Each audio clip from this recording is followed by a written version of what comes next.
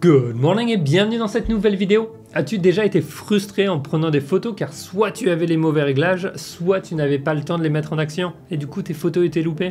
Cela arrive très souvent et pour contrer ce phénomène, il existe une technique de prise de vue que je vais appeler hybride qui permet d'allier la flexibilité de régler ses paramètres aux avantages de l'intelligence dans son appareil. Moi-même ainsi que de nombreux photographes expérimentés et professionnels l'utilisent tous les jours cette technique. Aujourd'hui, nous allons donc lever le mystère sur ce mode hybride qui fait gagner du temps et permet de réussir ses photos plus souvent. Pour ce faire, on verra les différents modes qui existent, leur impact, leur utilisation et comment régler son appareil en manuel auto en gagnant un temps fou. Assure-toi de regarder jusqu'à la fin pour le paramètre spécial à activer si tu ne veux pas avoir de mauvaises surprises sur le terrain. Si tu ne me connais pas, mon nom est Pierre Tellenberg, je suis un photographe de voyage et le créateur de la méthode de 30 jours pour des photos pro, une méthode pas à pas pour développer son œil de photographe et ses compétences, quel que soit son matériel. Je partage sur cette chaîne des tutoriels photo, alors abonne-toi pour voir le prochain et rejoins la communauté privée pour encore plus de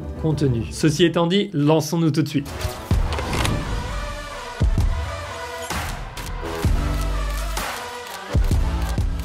Allez hop, attrape ton appareil photo, récupère tout de suite tes lunettes si tu en as besoin, un petit carnet et prépare-toi à prendre des copies d'écran si tu as besoin de prendre des notes parce que on va revoir pas mal de choses ensemble. Regarde un petit peu ce qu'il y a au-dessus de ton appareil. On a un mode auto, on a un mode P, A ou AV en fonction de ton appareil, S ou TV et un mode M, d'accord. Le mode auto, c'est le seul mode qu'il faut que tu utilises en photographie. Tu mets ton appareil sur le mode auto et tu ne touches plus à rien. Maintenant, tu vas faire des photos de folie, quelles que soient les circonstances, tu vas tout réussir.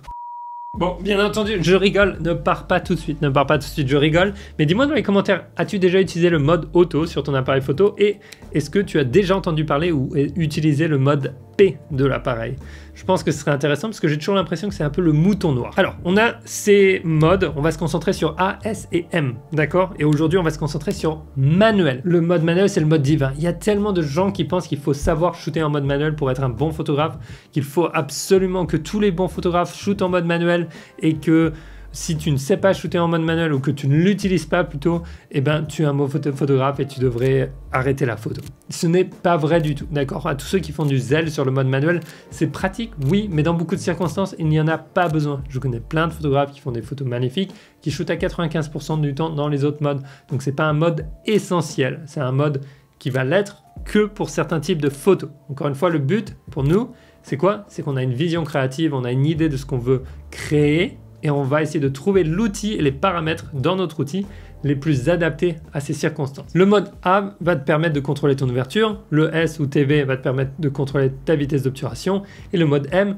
va te permettre de contrôler ta vitesse d'obturation, ton ouverture et tes ISO. Ce qu'il faut savoir avec les ISO, c'est que plus tes ISO seront élevés et plus tu vas avoir de lumière dans ton appareil photo. En gros, les ISO te permettent d'amplifier le signal de ton appareil. Alors, ça te permet d'avoir plus de lumière quand les ISO sont plus élevés, ou plutôt de voir plus de lumière dans ton image. Le problème, c'est que plus tes ISO sont élevés et plus tu vas avoir du bruit dans ton image. Les bruits, qu'est-ce que ça impacte? Ça crée des petites, on va dire, aberrations dans l'image, mais aussi, ça va réduire la qualité, on va dire, ou plutôt la profondeur des couleurs et aussi un petit peu la netteté, d'accord, le piqué en fait. Donc comme tu peux le voir, on peut pas mettre les ISO à l'infini.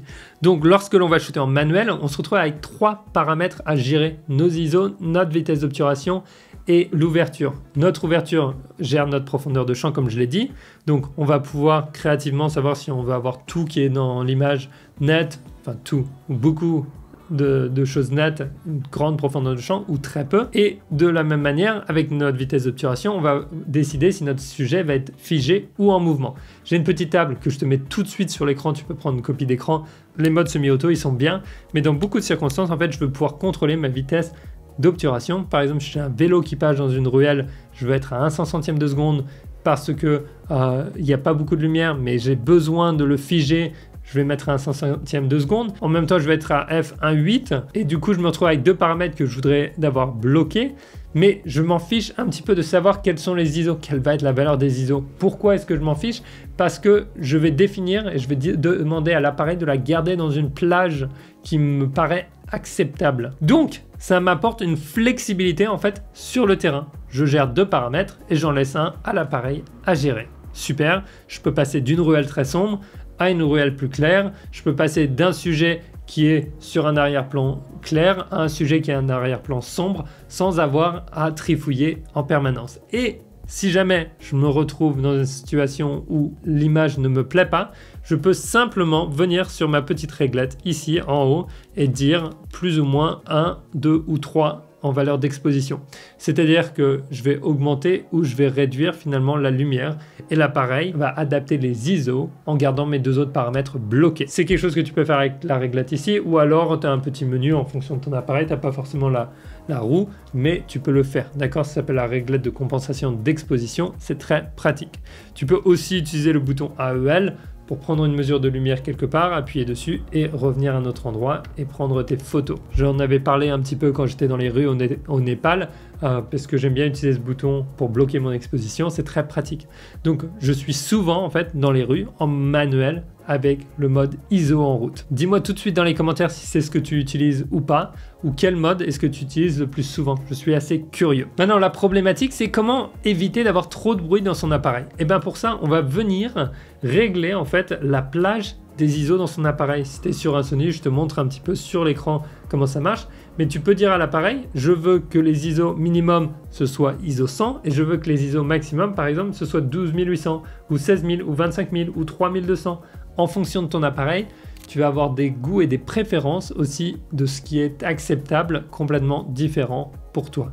Personnellement, sur mon A1, en général, je monte jusqu'à 25600 en ISO et ça me paraît acceptable. Ou peut-être 16000, ça va dépendre. Mais sur certains autres appareils, je vais les bloquer à ISO 6400. Donc je vais shooter entre ISO 100 et 6400. Et si jamais je voulais être très puriste et je voulais vraiment pas de bruit, peut-être que je les bloquerais à ISO 800.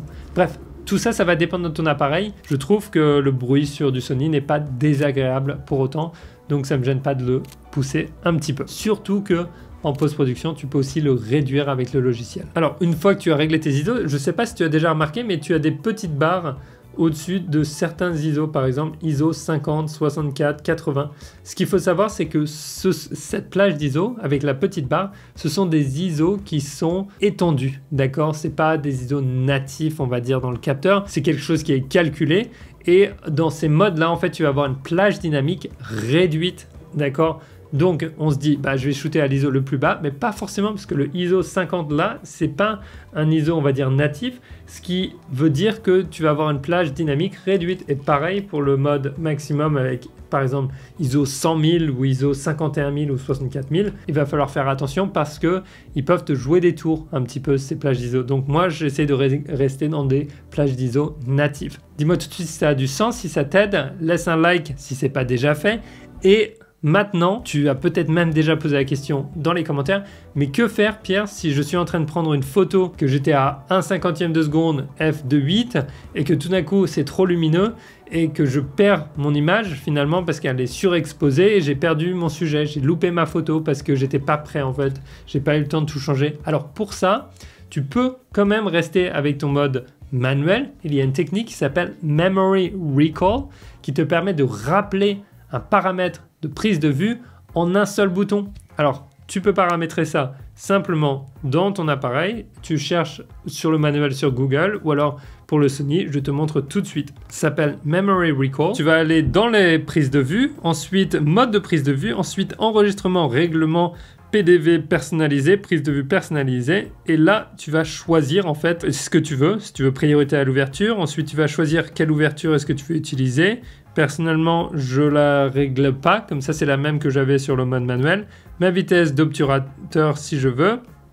L'entraînement, c'est-à-dire prise de vue en continu, ça va être en mode rafale. Et en fait, qu'est-ce qui se passe maintenant? Tu vas revenir dans ton menu principal, tu vas aller dans tes réglages et tu vas définir un bouton personnalisé. Tac. Là, je vais le mettre sur le bouton numéro 4. Je vais appeler rappel personnalisé maintien 1. Donc en un instant, je vais appuyer sur mon bouton C3 et je vais passer en mode priorité à l'ouverture. Et si je voulais, je pourrais aussi simplement, au lieu de l'enregistrer en priorité à l'ouverture, je peux l'enregistrer en priorité à la vitesse d'obturation et décider d'une vitesse d'obturation 1 millième afin de ne jamais le louper lorsqu'un individu ou lorsqu'un animal passe dans mon champ de vision et qu'il est très rapide ou un objet, mon sujet, bref. Je ne sais pas si tu connaissais cette petite technique, mais ça m'a pris du temps un petit peu à la mettre en place personnellement parce que je trouvais que c'était un peu compliqué. Finalement, c'est pas si compliqué que ça. Voilà, dis-moi un petit peu dans les commentaires ce que tu penses de ce mode. Et est-ce que tu as d'autres choses à rajouter par rapport à ça? Quel sujet voudrais-tu que je traite dans la prochaine vidéo? Et si tu veux aller plus loin, apprendre à gérer ta mise au point, regarde cette vidéo. Si tu veux gérer ta prise de lumière dans ton appareil, les modes de mesure, je te laisse regarder celle-là. Et n'oublie pas, sors, on va prendre des photos, essaye quelque chose de nouveau, essaye quelque chose de différent. Je te retrouve dans la prochaine vidéo. Ciao!